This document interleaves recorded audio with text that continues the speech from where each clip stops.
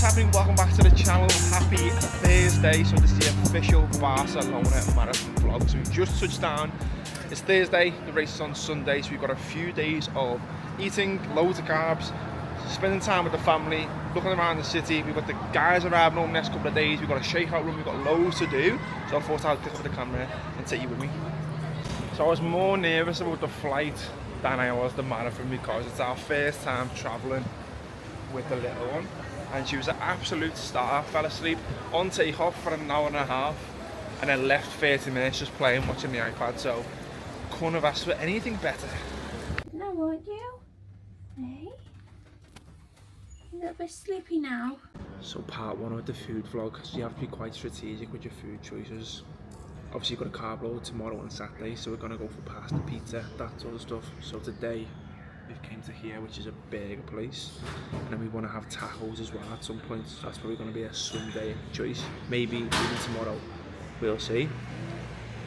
Let's see how it goes. Boom. Gonna have a pickle in a minute. Burger review. What are you giving it? I didn't really play pasta this time. I didn't enjoy it, but it was just another smash burger. What do you think? Surprised. I'll go like an 8. Yeah, it was a burger at the end of the day, but it was nice. I mean, it was good. Sweet potato fries were good. Chicken tenders were good. But I wasn't like... Yeah. We go again. Still hungry as well, that's another thing. I know. Burger, chips, chicken, and everything we had today. I was still hungry, so what for dessert?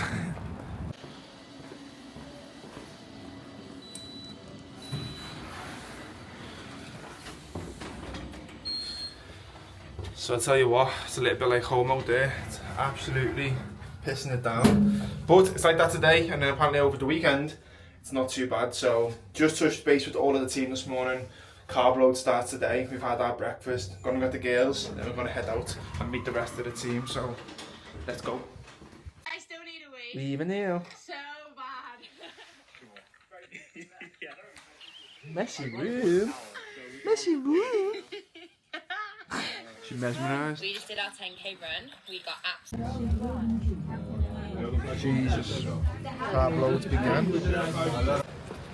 So we picked up a straggler. The big man. What's in the bag? So we got Frosties, we got a biscuit, donuts, jellies, milk, standard supplies for carving up. Jeez. Got all the gear. And I've just got the driest crisp in the world. So I'm gonna head down to the expo now, meet the rest of the guys, and I'll show you around there. So let's get in from this rain. Lucky 12,894. Hello. Can I have my number? Yes. Hey. Boom.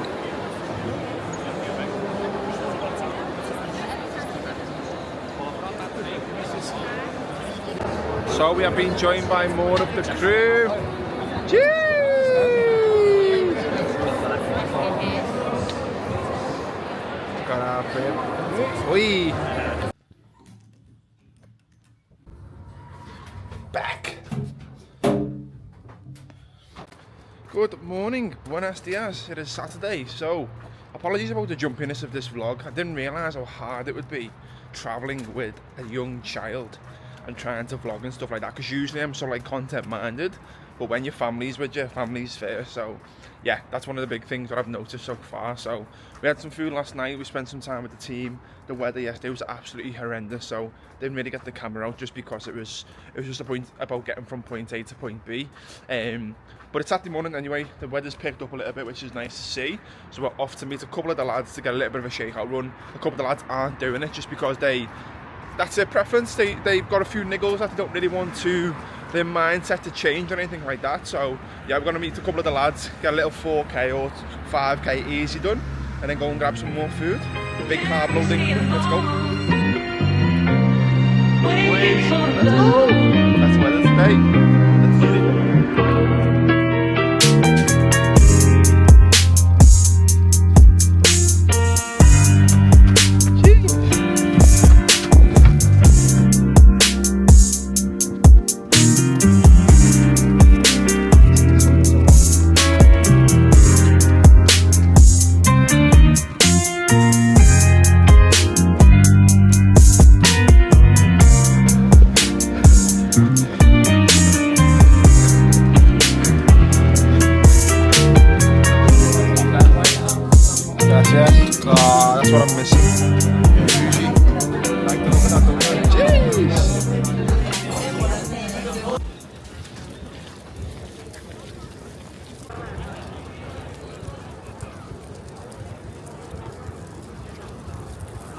It's a Viva's first time at the zoo. Welcome back. It is 6:20 on Saturday evening, so we're just off to get a pasta from a place which is called Machina, which is where you make your own pasta. Again, just a little staple, that and a garlic bread pre-race. Show them the name of this place. Which place? Sandwiches. Sandwiches. So today's been a little bit eventful. We went to the zoo with the baby for the first time. I came back, had a little bit of a nap, chilled out, ate loads of food, which I haven't really shown you through. But a really successful carb load so far. So this pasta garlic bread's gonna take us to like probably high 600-700 grams of carbs for the day, and then we've got a few little snacks off the back of that as well. So let's go and get back to the room and do a little bit of a debrief on how I'm feeling, and get the kit out and do everything else. I need the pasta.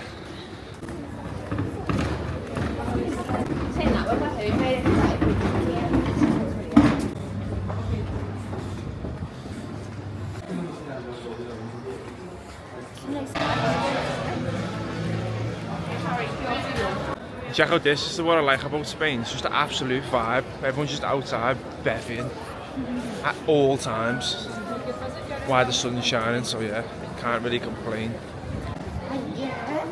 This is the gaff.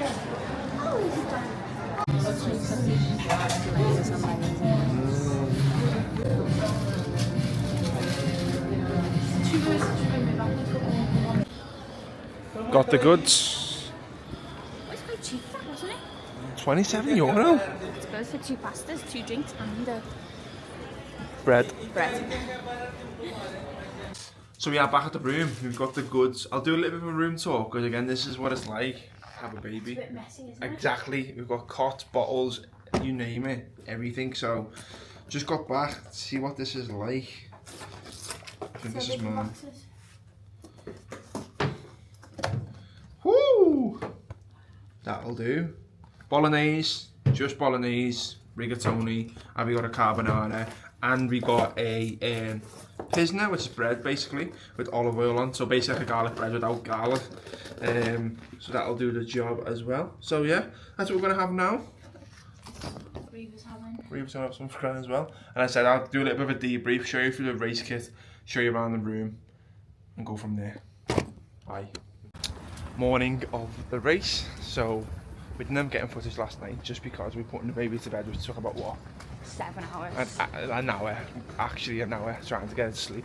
So yeah, it's race day. We've had 2 jam toast, a croissant, got our electrolytes that we'll sip on, and we're going to head down to the cloakroom with the team. In terms of how I'm feeling nervous, but it's expected. But the way that I think about it is it's just another long run with a crowd, and that's how I'm sort of going to play it, with a little bit of like a warm up, easing into it, some obviously faster paces, and then just hold on tight and get in the hurt locker. And that's one thing that I say to my team all the time is you're only ever going to be in 3 modes. A, it's easy, B, it's getting hard, or C, it's fucking hurting, but you'll always bounce between the 3. So when you're feeling good, it's going to get shit, and when you feel shit, it's going to get better. So you just got to keep that in your mind and understand that it will be hard, and just be absolutely fine with that. Let's go. Yeah, I be in my head late at night, just contemplating all of my goals. Will I fold or will I chase them? I got adversity, 2 options. I can handle it purposefully, or I can let it murder me. But sign up for war, point out the target, show me the giants. Hold your applause, just getting started, sending the lions. Ambition ain't for the weak, I see it before I speak. Ready and willing, is you ready for me? Without knowing, you try to make me stay. Now there's nothing you can say, 'cause I'm finding a way. With or without myself, you try to make me stay. Now there's nothing you can say, but I'm finding a way.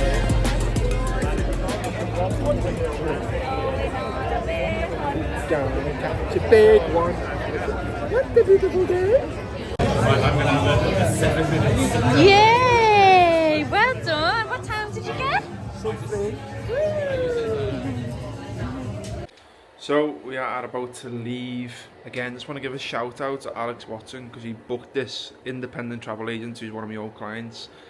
Lovely little spot, nice little room, He got us a cot for the baby that she didn't sleep in. And then Saved us a fortune. a nice view. So yeah, nice room. I'll explain a little bit more about the marathon when I get a chance. I just didn't take the camera, etc. But I'll do a full debrief on what went down. So yeah, soon come. So let's get into it. The Barcelona marathon. I wanted to break down exactly what went on, the whole weekend in general, the results, you name it, in this little bit of a chat. So first, you've got coffee in hand. We are back on UK soil. We've got Taskers, New Balance merch, which is something that I'll mention in a minute. And let's chat about the weekend. So, the Barcelona Marathon, how did we get on? So, I'm going to start off by saying it went really, really well. We got a PB, which is what I expected. And I'll talk about my time in a second, but I didn't get much footage of the race, as you've probably just seen, just because travelling with a baby was harder than we thought, like, especially in a city break, going somewhere new for the first time I've been away with a baby, new environments, new routine, taking more stuff, new pram, like you name it, it was more difficult. So getting the camera out was a little bit lower down the list this time compared to previous times. Like, I didn't even carry my camera during the event, whereas if you've looked at any of my previous marathon videos, half marathons, etc., I usually carry the camera, do updates as I'm racing, etc. But this time I was super nervous, and I just wanted to lock in on the event itself. So didn't take the camera, and obviously I don't expect Ivy to get loads of footage by, you know, chasing us around Barcelona with a baby. So yeah, that's why I didn't get too much footage. But we came in with an amazing time of 3 hours and 24 minutes. So it was a huge PB for me, which is a 33-minute PB from this time last year at Copenhagen, and a massive from last time we did Barcelona 2 years ago is about 45-minute PB. So we absolutely smashed it, and we smashed the 3:30 stretch goal by a good 5 or 6 minutes. So I'm absolutely over the moon with that. Again, what I'll do is I'll put me splits up here of the whole race so you can see on average. Me watching me chip time came in around 20 seconds difference, but the splits were completely weird as well.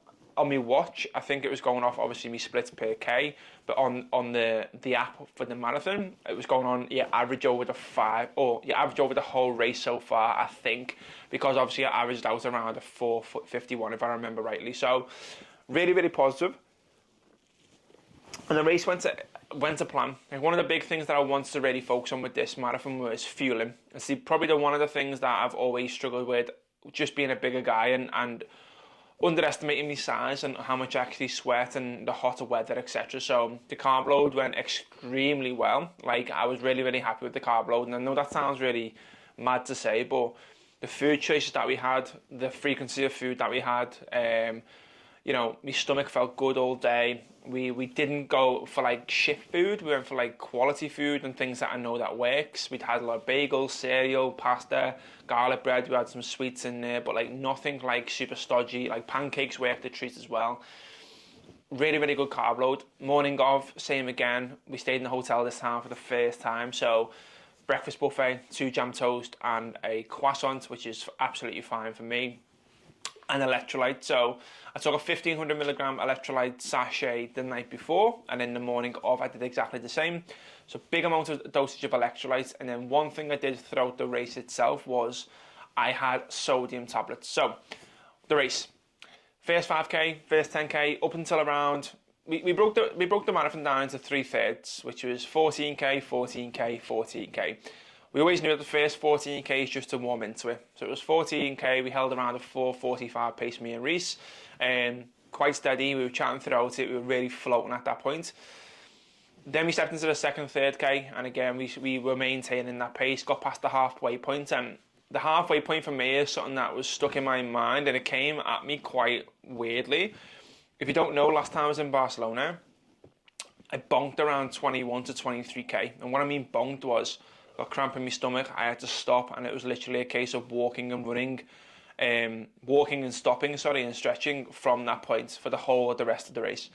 I was stopped off at the side of the road, I had a local giving me, stretching my leg out because I had cramp in my hamstring, like all of these sorts of stuff. So one of the things that I didn't realise would happen, that actually happened on the day, was I had a mental block at like 21k. I was like, I need to get past the halfway point in my head.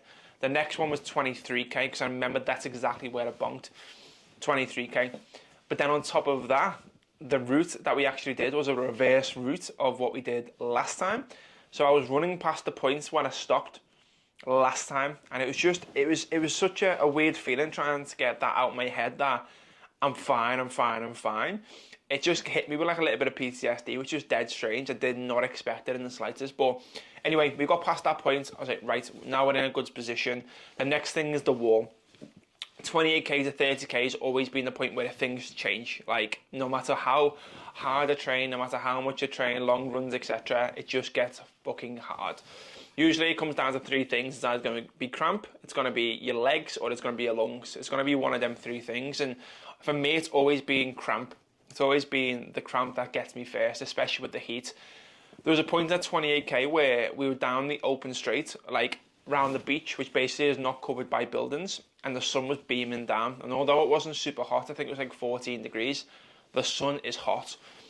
Elevate your body temperature, you sweat more, you start to feel it a little bit more, you need a little bit more sodium in there, start to feel a little bit of cramp coming on in my stomach. I was like, oh no, hold on tight. Reece left me at that point. He went on to run a 320, which I'm absolutely over the moon with. He absolutely smashed it. But I thought, I'm just going to be conservative. I'm going to stay where I am and sit at this pace. And then from like 30k to 42k, it was a case of do not stop running. It's the first time in a marathon that I've not stopped. So I ran the whole thing without stopping. The first time in a marathon that I didn't get any cramp. And the reason for that is I took a sodium tablet every 25 minutes, roughly. Popped one, popped another one, popped another one. I just kept on top of them nice and early. I had feelings of cramp coming, but I didn't get cramp. And then it's also the first time that I've not had any issues with anything else apart from me legs just feeling like they're gonna stop. So the whole 12k was just a case of going, do not stop, just keep moving. If you keep moving, you're gonna break the 330. If you stop and walk, you're gonna really struggle to get below that 330 mark. So I had that in my head that I just need to keep moving. And as I said, my Apple Watch was a little bit off from the distance itself. Garmin users, they're usually ahead, so the watch usually beeps before they actually hit the next K. Whereas the Apple Watch, what I noticed was I was hitting the kilometre, and then like 300 metres later, then it would click over, which is actually a good thing psychologically, because it means that I actually have to do less than what my watch said in my head. But it means that my paces were slightly off. So after 30k, we got to like 508. There was a 505 in there. There was a 519 in there, and I was starting to slow down. But then, as you can see on the splits, is that I didn't average anything over a 5k. But I think that is because it's counting down like the average pace of the whole race, if that makes sense. So slowed down, started to lose a little bit of speed, but I just kept going. I say, I need to keep going. And I was doing the math in my head, going like, if I've got 25 minutes to do 4k, I can do that. If I keep going, just do not stop. And then we didn't stop, and we crossed the line with a 3:24, and I think it was like a 47. So huge PB for me. Again, never in a million years did I think I would get a time like that in a marathon. And to be fair, I'm still processing it. Like, even with this, it's Wednesday today, by the way, so I usually do a review straight after the race, but just like travelling back with the baby and looking after the team when I got back and straight into like weekly check-ins, etc., it was too busy, and it allowed me to think a little bit more about what happened on the race day itself. And you know, one thing that I did notice this time is that euphoric feeling was not as prominent as the times that I've failed. When I failed, it hit me like a ton of bricks, crying my eyes out, obviously like disappointment and all that sort of stuff. Whereas this time, because I attacked the goal and got it, there was a bit of like, yes, but there was no like, oh my God, I'm on cloud nine. And I don't know if that's because I've worked so hard that I just expected it to happen. I don't know, but I'm over the moon. It's a 33-minute PB from a year ago. It's an hour and 5-minute PB from the first marathon that I ever did. Huge PB. But the feeling was a little bit different than I expected. Like, I don't know what it is. I just don't feel like, oh my God, I've absolutely smashed it. Do you know what I mean? Like, so, yeah, weird way to finish it. But, yeah, 3:24. I'm absolutely over the moon with it. Don't know what the next one's going to be like. If I do a next one, I think there will be a next one, but I just don't know when. I'm going to have a little bit of a break from the marathon distance because it is very, very taxing. And then that leads me into the next point with things. So, We've got a few things coming up in the next few weeks. As at the minute, I'm wearing Taskers at New Balance. So this weekend, if my toes allow, because they're in a really bad way, Liverpool half marathon. So I'll be running that. I'll be getting content for that and run it on behalf of Tasker Sports. So that'll be really, really cool. Nice day out. And then in 6 weeks' time, we've got Hyrox London. So from next week, I'm having this week off as a little bit of a deload.